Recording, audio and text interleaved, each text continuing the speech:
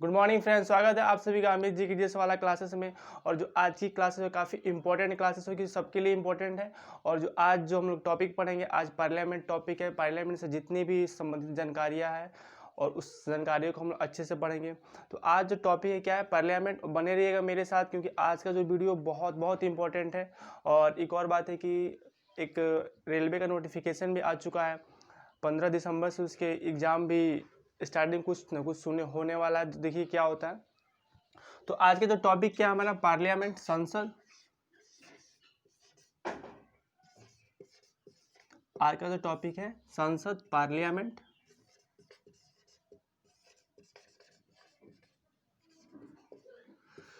तो पार्लियामेंट के बारे में, पार्लियामेंट है क्या, पार्लियामेंट का रोल क्या है, तो इस चीज़ के बारे में पढ़ेंगे। तो जो पार्लियामेंट है, संसद है, पहली बात संसद को एक यहाँ पे क्या है, लोकसभा, लोकसभा, और यहाँ आता है राज्यसभा, और यहाँ आता है प्रेसिडेंट। तो जो आज का टॉपिक है पार्लियामेंट, इसको 3 बॉडीज होते हैं। पहला होता है लोकसभा, राज्यसभा और प्रेसिडेंट। कितनी लोग जो प्रेसिडेंट होता है, जो टॉपिक प्रेसिडेंट है, उसको एक बॉडीज के रूप में नहीं मानता, बट इसका ये बॉडीज है प्रेसिडेंट। संसद का एक बॉडीज है प्रेसिडेंट। तो इन तीनों से मिलकर क्या हमारा संसद बनता है। तो इसको बोलते हैं लोकसभा, जो लोकसभा, इसको बोलते हैं राज्यसभा,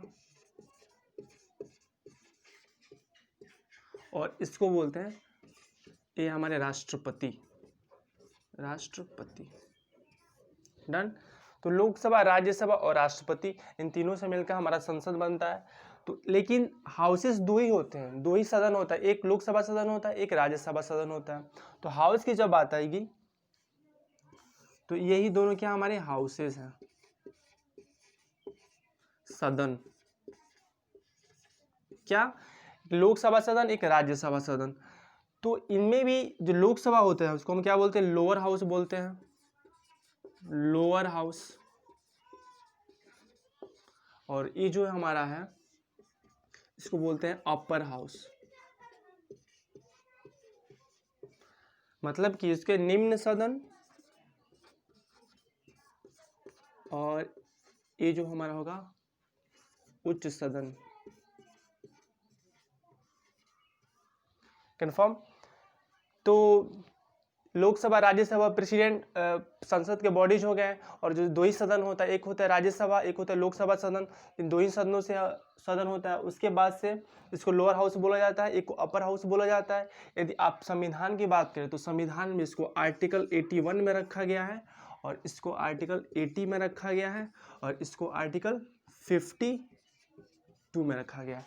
संविधान के 81 जो अनुच्छेद है, 81 जो आर्टिकल्स हैं, उसमें लोकसभा की बात कहा गया है। और राज्यसभा की बात करके तो जो 80 आर्टिकल है उसमें 80 जो आर्टिकल है उसमें संसद में 80 जो आर्टिकल है वो कॉन्स्टिट्यूशन में रखा गया है। और प्रेसिडेंट की बात है 52 में रखा गया है। और सदन के इतने 2 सदन है, लोअर हाउसेज, एक अपर हाउसेज, निम्न सदन, उच्च सदन, लोकसभा और राज्यसभा। इतनी सारी बातें हो गई। फिर आगे देखते हैं लोकसभा के बारे में। आज का जो टॉपिक स्पेशली है लोकसभा। तो जो अगला जो हमारा लोकसभा है, तो जो आगे है लोकसभा के बारे में,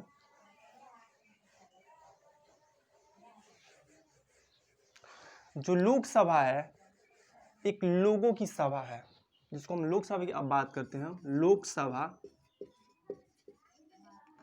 जब आप बात करते हो लोकसभा तो क्या एक लोगों की सभा है,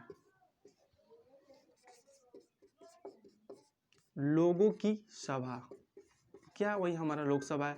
आप जब एक इलेक्शन होता है मेंबर ऑफ द पार्लियामेंट, जब एमपी के इलेक्शन होते हैं तो आप अपने एरिया से एक प्रतिनिधि को चुनते हो, वोट देते हो, और वो जाता है लोक संसद, उसको क्या बनता है, वो जाता है संसद में, आपके एरिया की सारी समस्याएं या अपने एरिया को प्रतिनिधित्व करता है।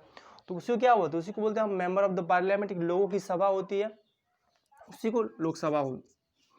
तो अगला जो पॉइंट है इसमें, तो सबसे इम्पोर्टेंट पॉइंट ये आता है कि इसमें आपको होने के लिए आपकी एज 25 ईयर्स होना चाहिए। 25 ईयर्स जो होता है वो आप इसमें मेंबर बन सकते हो। 25 ईयर्स एक सदस्य बनने के लिए आपकी एज होना चाहिए, सदस्य बनने के लिए।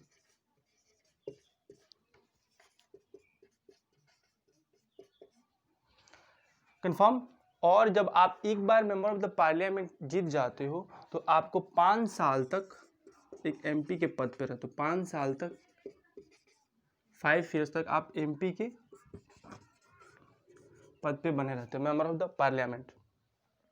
तो जो अगला इसमें पॉइंट है सबसे इंपॉर्टेंट है कि इसमें कितनी सीटें हैं और फिलहाल जो करंट कितनी सीटें चल रहा है उस चीज को हम लोग देखते हैं। तो इसमें जब सीट की बात आती है लोकसभा में, जो लोकसभा में जब सीट की बात आता है, लोकसभा में जब सीट की बात आएगा तो इसमें कुछ नंबर्स आपको देखने को मिलेंगे, 5, 5, 2, 5, 4, 5 और 5 + 2। इन सब के अलग अलग एक मीनिंग है। जो 552 है एक मैक्सिमम सीट है, जो है एक संसद का है, maximum number of the parliament, member of the parliament होगा, इससे अधिक नहीं हो सकता। अधिकतम जब भी क्वेश्चन पेपर में आपको अधिकतम संख्या मिलेगी, अधिकतम संख्या कितनी है संसद, तो कितना होगा 552 है।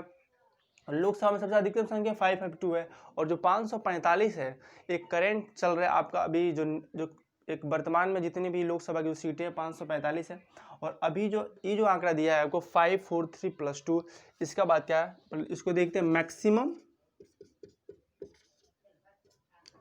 मैक्सिमम सीट ऑफ लोकसभा, इससे अधिक नहीं हो सकता। डन। मैक्सिमम नंबर, अधिकतम संख्या, अधिकतम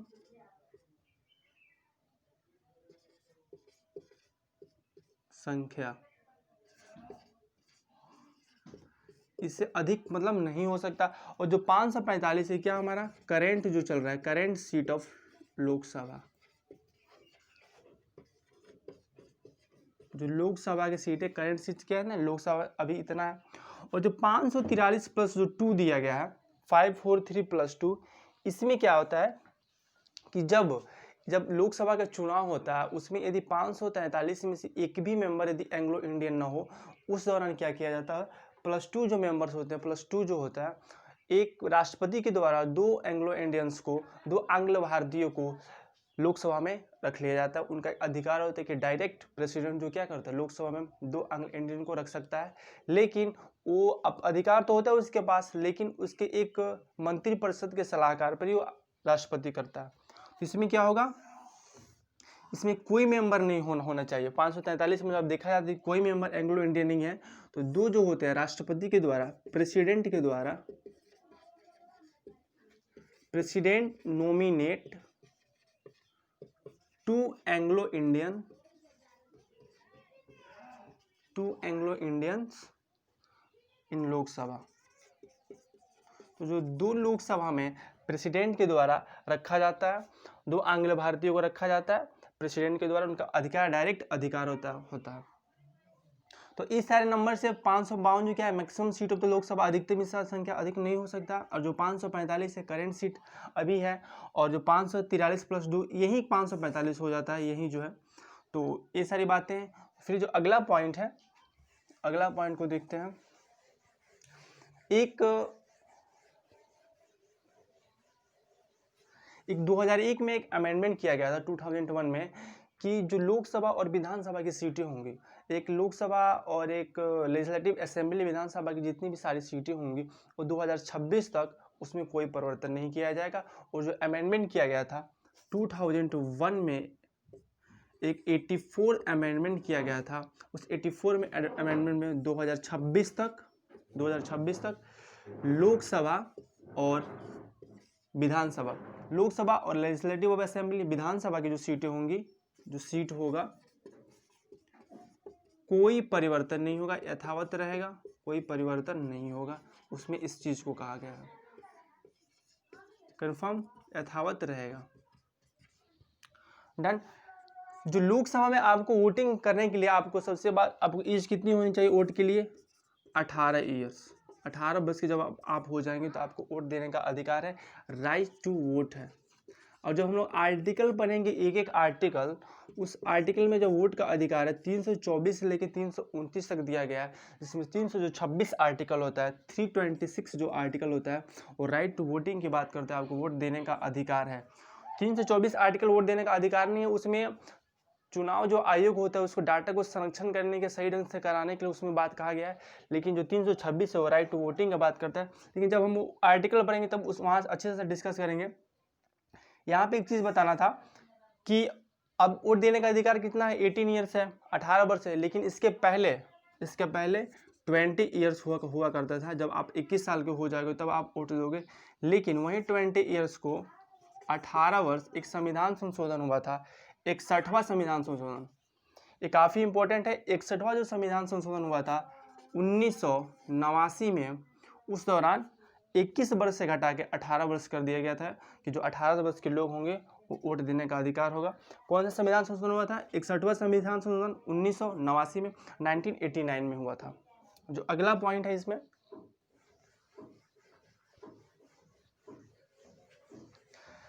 जब संविधान का गठन हो रहा था, जब संविधान की एक गठन हो रहा था उस दिन संविधान सभा बना था।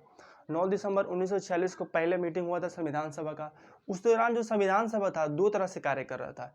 एक जो उसका काम था संविधान सभा का संविधान बनाना, एक जो काम था संविधान सभा का संविधान बनाना था, और दूसरा जो काम था संसद के रूप में कार्य कर रहा था। क्या था?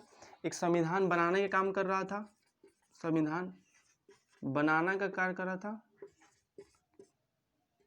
का कार्य, और जो दूसरा था संसद का कार्य कर रहा था, पार्लियामेंट का कार्य कर रहा था। तो संविधान सभा के दो काम था, एक संविधान बनाने के कार्य कर रहा था, दूसरा संसद का काम कर रहा था, पार्लियामेंट के काम कर रहा था।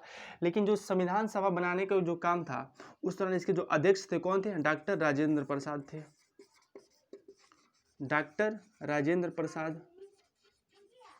और इसके जो उस समय जो अध्यक्ष थे जीवी मावलंकर, जीवी मावलंकर, गणेश वासुदेव मावलंकर। ये जो गणेश वासुदेव मावलंकर थे वह प्रथम लोकसभा स्पीकर थे, प्रथम पहला जो अध्यक्ष थे लोकसभा के, फर्स्ट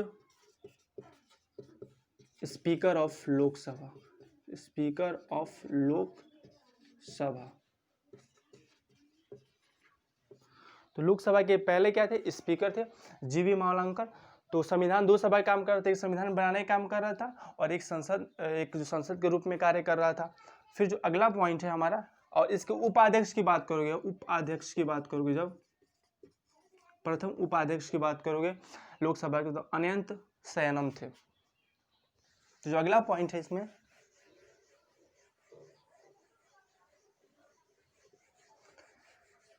जो अगला पॉइंट है कि जो अनुसूचित जाति और अनुसूचित जनजाति जो है, आर्टिकल जो 330 आर्टिकल, अनुच्छेद 330 और एक अनुच्छेद 331, एक अनुच्छेद 331, ये जो दोनों आर्टिकल है, जो 330 जो आर्टिकल है, उस 330 आर्टिकल्स में एक अनुसूचित जाति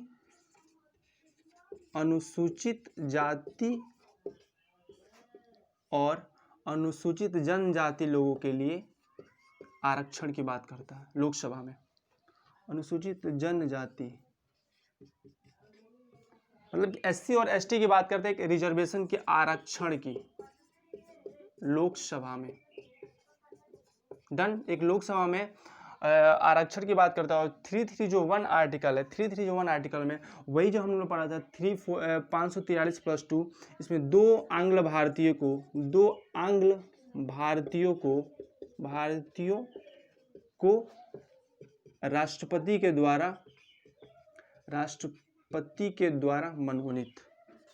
द्वारा लोकसभा में मनोनीत, इस बात को कहा गया है मनोनीत। डन।